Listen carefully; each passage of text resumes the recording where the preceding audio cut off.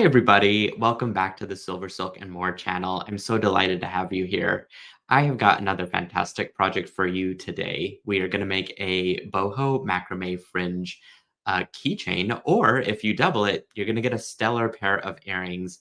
This is a really, really cool project. I love using mixed media when it comes to designing with Silver Silk.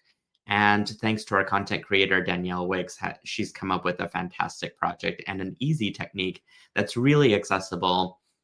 You really just need a few materials to accomplish this design. And it's just a really, really cool project. So let me show you what I'm talking about.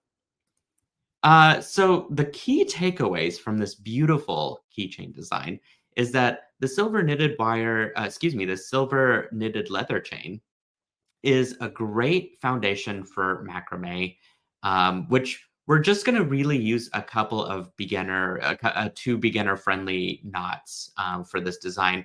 And then the easiest thing to do is just to put the fastenings on the end for the silver silk chain and the lobster claw. And it's such an easy project. I promise you that. And honestly, I'm not even that familiar with macrame in the grand scheme of things, but learning this before I could even teach you guys was pretty fun. It was really easy to do, and it just is a wow effect. Especially if you're looking for like I don't know, maybe like a 10-minute, 20-minute craft. Or jewelry making, then this is the way to go. So I'm going to go ahead and pan over to my work table here, and I wanted to show you guys what it looks like in real life. Check that out. Isn't that absolutely cool?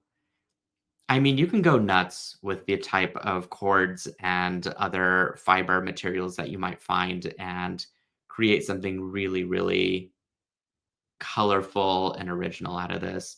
And of course, this is just, hooked onto your purse or keys or really just about anything that you want, just for a little bit of extra tassel pizzazz. So the tools I'm not really going to cover. I've actually made a video for the tools that are used in my tutorials that you can check out in the video description. It's my recommended videos tools um, excuse me, my recommended tools video. Words reversed there. And I kind of just wanted to cover the supplies in great detail here for you guys. So the first thing we're looking at is the 4 inches of silver silk knitted leather chain, which I sort of mentioned earlier. This is one of the lines of silver silk. It is a gorgeous knitted wire chain. And also, guys, I just realized I didn't have my light on. So let me turn that on real quick so you guys can see a little bit better. There we go. It is one of the 7 lines that I carry of silver silk. It has a metallic leather cord that's about 2.5 millimeters running through the center. And then over that is a beautiful knitted chain made with wire that's as thin as human hair. And it takes 6 needles to knit this all the way around for this beautiful, detailed, seamless look. And it's so just ritzy and high-end, in my opinion, um, especially because of that gold wire and adds that perfect attention to detail and extra texture to any design, really, that you're trying to craft and make with jewelry making. In this case, of course, it's a keychain, but I really love the leather knitted chain because of how structured it is. It doesn't have a whole lot of drape to it. And so if you're using it to bead on with wire, or in this case, macrame, and I've done quite a bit of wire wrapping with it, even for bead weaving, it just makes an excellent little frame or hoop or shape that you want to retain. That way you have a base to create your design over. So it's wonderful for that. And I'm looking forward to creating even more projects with Danielle using leather knitted cords. Right now, we've only got about 7 or 8, um, probably about between maybe 8 and 10, I think, actually, base colors. But I'm wanting to actually expand out the color line quite a bit.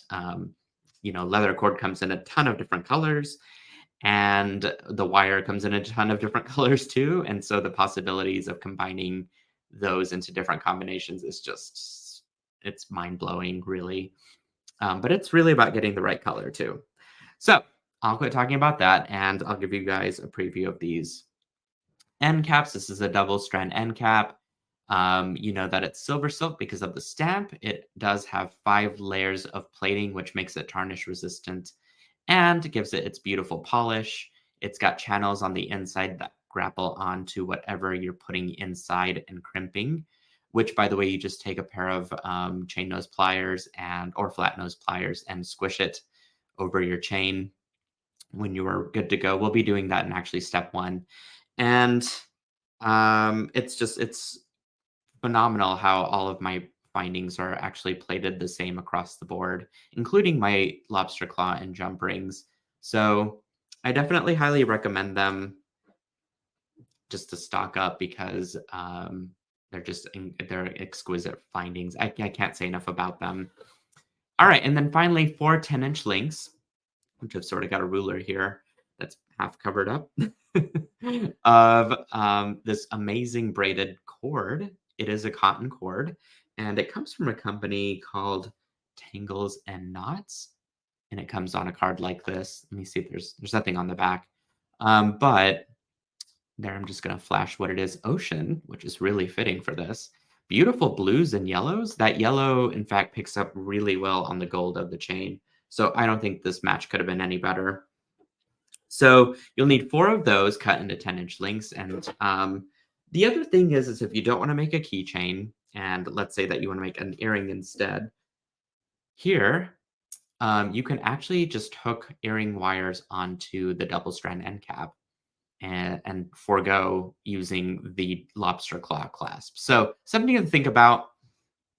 Or, I mean, you could just make a bunch of these and, of course, make your purse match your earrings, and it's just this is your adventure, however you want to do it. Have everything match, which I'm actually an advocate for, so I say go for it. Alrighty.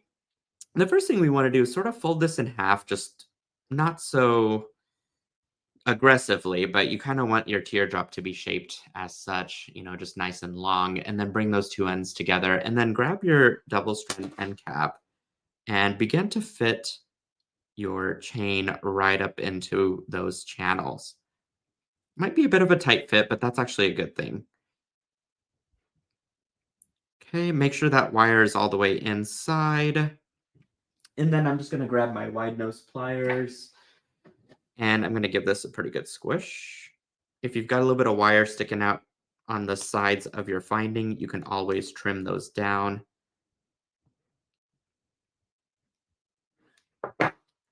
Okay, just like that, easy peasy. And I am indeed thinking that I should just go ahead and chop that right off on either side. Okay, so step 1 is done. And we're going to go ahead and go on to step 2, which is cutting our 4 links of 10-inch cording here. And then, all right, we're going to work on our lark's knot. Now, I love that the knots are named because there's a ton of them in macrame, and I can't remember all of them, but I certainly remember this stitch. So all you're going to do is grab one of your cords. You're going to fold it in half, and you're going to create this little loop at the top. Once you do that, go ahead and place it right over your hoop. And then I'm going to fold this side down, the loop part. And then I'm going to thread both of these through the loop that's facing down. There we go. Okay, and just give that a good, nice little tug. You don't want to be super tight with it. You want to keep your knots nice and plump. And I'm going to go and do this to all 4 of them. So go ahead and pick up your next one, fold it in half, fold it over your hoop, and then go through just like that. Okay, and if you didn't want to macrame any of the rest of this, you could just leave it as is, but I feel like it would risk coming out, so maybe it is a good idea to macrame as I'm thinking about it out loud.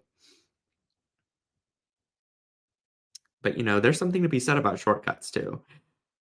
Okay, so there's 4, and you can always adjust these and slide them down wherever you need to get them nice and centered. Just keep that in mind as you do this. I'd imagine, and I haven't really talked to Danielle about this, is that if you wanted more macrame on this, I wonder if it's just as easy to add more strands of this as you do this first part. Something to think on. All right, so I have got all of my larks knots nice and tidy and fastened on. Now, make sure on the back that nothing is crisscrossing each other, that they're all just kind of laying nice and flat. And I think we're ready for our next step. Okay, which is take the left side. So I'm going to lay this down. And in fact, I think what I might do also is scoot you guys in just a little closer so you can see everything on my board. Okay, hopefully that is coming out not fuzzy. Sometimes the camera thing can be a little tricky, but there we go. I can always hold it up, I suppose. Okay, I'm going to take my left. Well, firstly, I'm going to kind of divide these in half. So I've got 4 on one side, 4 on the other, as such. And I'm going to take my leftmost strand, and I'm going to just go ahead and position it to face the right side. Okay, so now it's over these 3 cords. Okay, that kind of gets me set up, right? And then we're going to move on to step 5, which is to take my next strand. So I'm going to take the leftmost one. I'm going to cross it over the one that's kind of pointing to the right. I'm going to go, basically what I did was I went over and then I'm going to go under. And I'm just going to go ahead and very carefully, and not to be too tight either, I'm just going to start to kind of push it up so that whenever I do this, I've created a half hitch knot.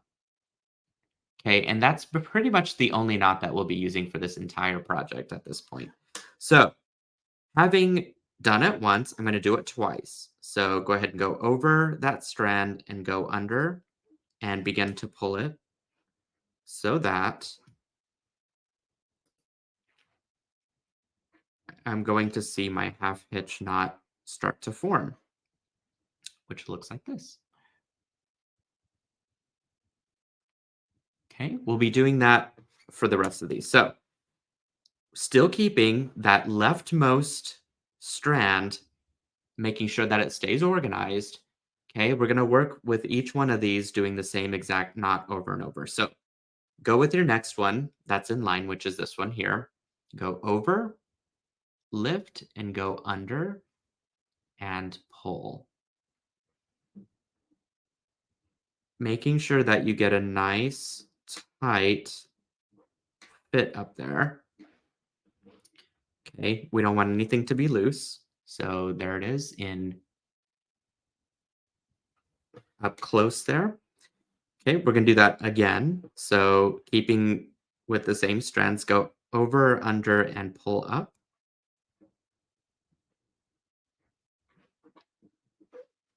And finally, we're to our center one, which is here. Okay, so over, under.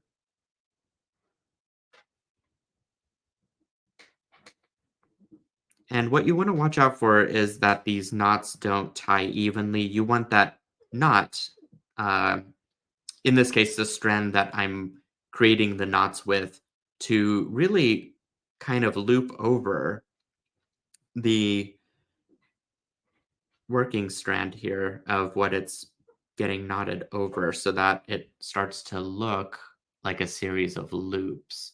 I know it's a little hard to explain, but we'll be doing this multiple times. There might be a little bit of a gap, which you can actually adjust and fix before tightening everything. So in fact, I can do that here just by kind of pulling a few of these and repositioning.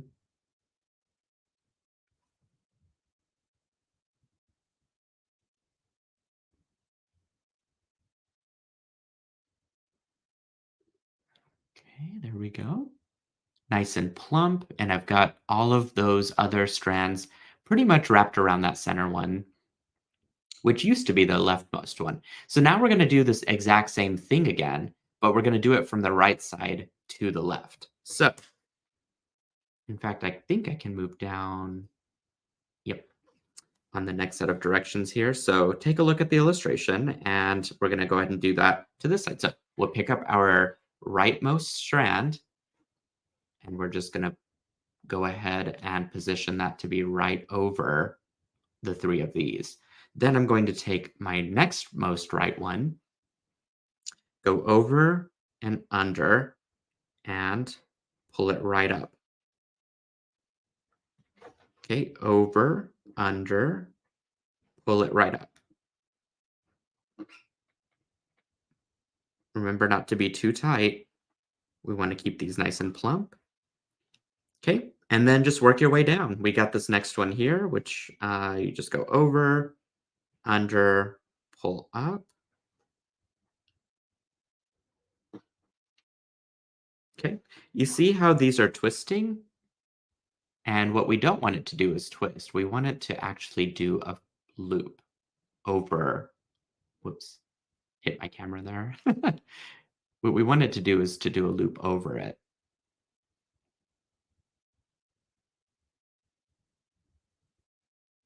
kind of like that. And when you create it for the second time, it should really stay in place. So over, under, pull it up.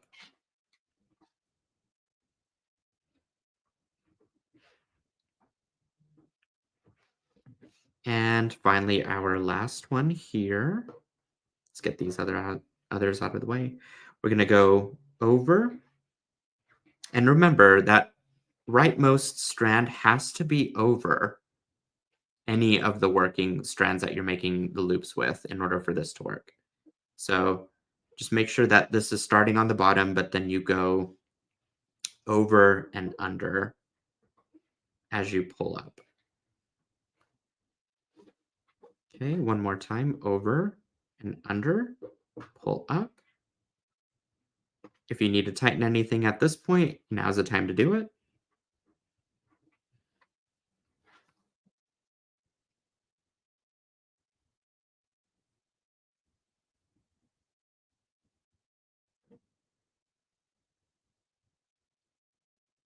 Okay, sometimes you just gotta do what you gotta do, right? And there we go. So now we've got these beautiful big plumpy knots. I don't know if plumpy is a word, but kind of looks like our illustration at least, right? And everything should look like that. So now we can go ahead and secure our center. So we're gonna go, let's see, we're gonna take our rightmost strand, go over the left of the center one, and then we're gonna take our center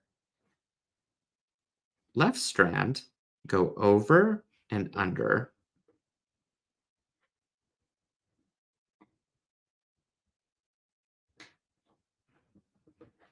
Okay, one more time, over and under, which sort of finishes everything out to be nice and secure. You can see it really is difficult to tell where it begins and ends, and that's really what you're looking for. So that whenever you kind of push all these down, it creates this beautiful little diagonal design. And of course, you can go back through and adjust anything that you need to. If you need to pull anything, make it tighter and whatnot.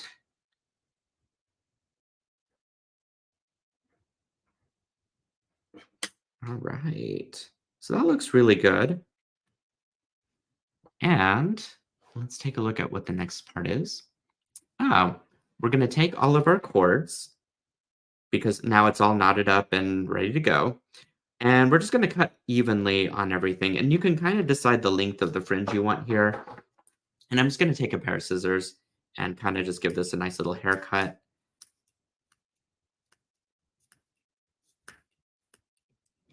Note that I'm not good at giving haircuts, but you guys get the idea.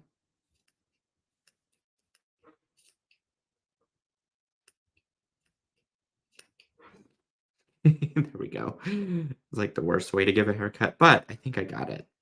I will also add that in case you're worried about the ends fraying, because they kind of do a little bit, it's enough to hold them in place at least. So if you don't put anything on it, it's fine. But you can actually use some Aleene's tacky glue to, or possibly even Elmer's glue, which Danielle might roll her eyes at me for saying that out loud on camera. But um, I think any sort of like a lightweight glue that dries clear, and you can kind of just barely graze the tips of these at the end to make sure that they don't fray anything extra is probably not a bad idea, especially if you're just looking for a little bit of extra security with your design, because we don't want this coming apart, obviously.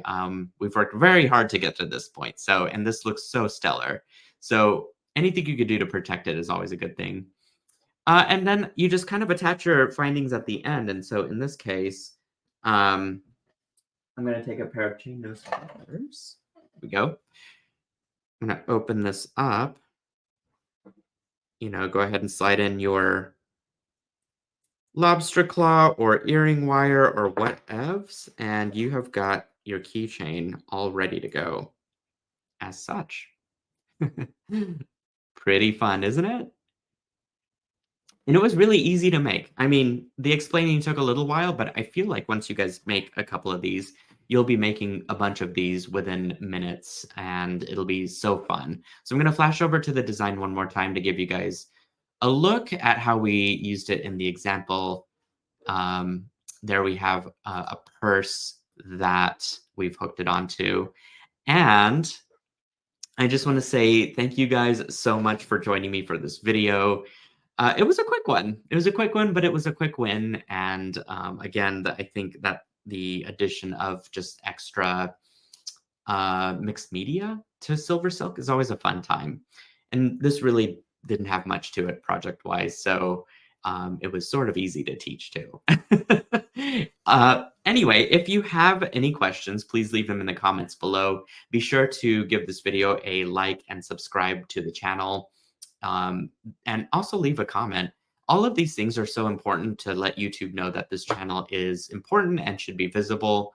And so anything you guys can do to help out the channel is always, always appreciated. You can do all of your shopping at silversilkonline.com. You'll also want to check out the video tutorials tab at the top menu to see a written form of this tutorial within the SilverSilk website. I highly recommend it. We all have different learning styles, and it's important that SilverSilk caters to each one of them. I guess the only thing that we really haven't done is the hands-on part in person, but someday I could do a bead tour. I don't know. With that, again, I just want to say thank you guys so much for joining me, and I will see you at the next tutorial. Love you guys so much. Take care and bye.